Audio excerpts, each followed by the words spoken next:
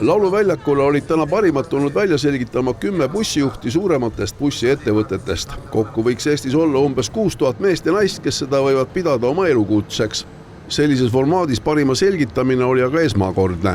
See on unikaalne üritus sellepärast, et siis Eestis esimest korda 5 suurt ettevõtet, bussiettevõtet on õlad ja seljad ja pead kokku pand ja proovib leida siis Eesti kõige parema bussijuhi, et päev on olnud tore. Alates kella 9 on juba sõidetud siin platsidel ringi, tehtud igasuguseid vigureid, eri ülesandeid ja nüüd varsti siis selgub võitja, et läheb siis Tartusse, Tallinnasse, Pärnusse või kuhu iganes see tiiter. Kuigi jah, eestvedaja sellel üritusel oli Tallinna linnatranspordi aktsiaselts, siis teised tulid väga kiiresti kaasa.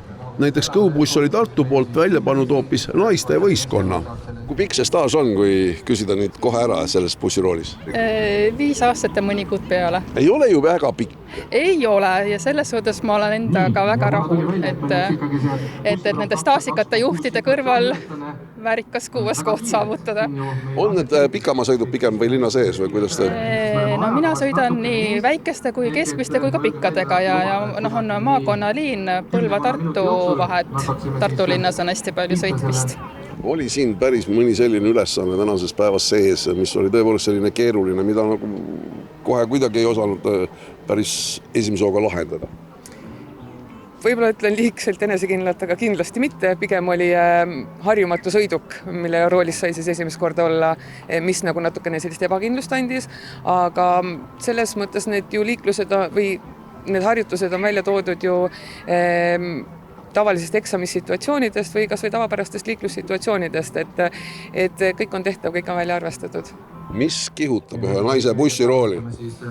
Suuruse hullustus. Tahaks kõrgemale ja kaugemale ja veel suuremalt ja uhkemalt. Et tegelikult on uhke tunne bussiroolis olla, et selline vastutusrikas ja äge töö. Vastu üheks keerulisemaks ülesandeks sai olukord, kus bussijuhil tuli sõidukis lahendada kriisisituatsiooni. Teised olid teoreetilised ja praktilist laadi ülesanded platsil. Bussiprof 2026 3. koht Eduard Jurin, Hansabuss. Ja teine koht tänasel võistlusel Terje Tiirik, Kõubuss. Aplaus.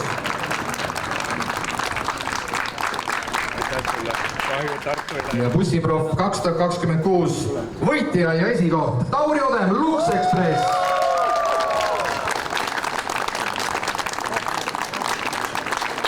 Kuidas ise hindad neid võistlusalasid, mis sa siin kaasa tegid? Mis see kõige raskem, mis see kõige võib-olla kergem sulle tundus või on kõik enam-päevam võrdsus? No kõige raskem oli situatsioon. Et seda ma nagu väga ütleme, et mis... Sellist asju nagu pole ette tulnud? Ja, just täpselt, nii on. Et see oli siis olukord, kus sa pidid nagu leidma ja andma kannatanule lausa bussis abi? Just täpselt. Et vigursõidu need olid nagu, mulle vigurdamine meeldib.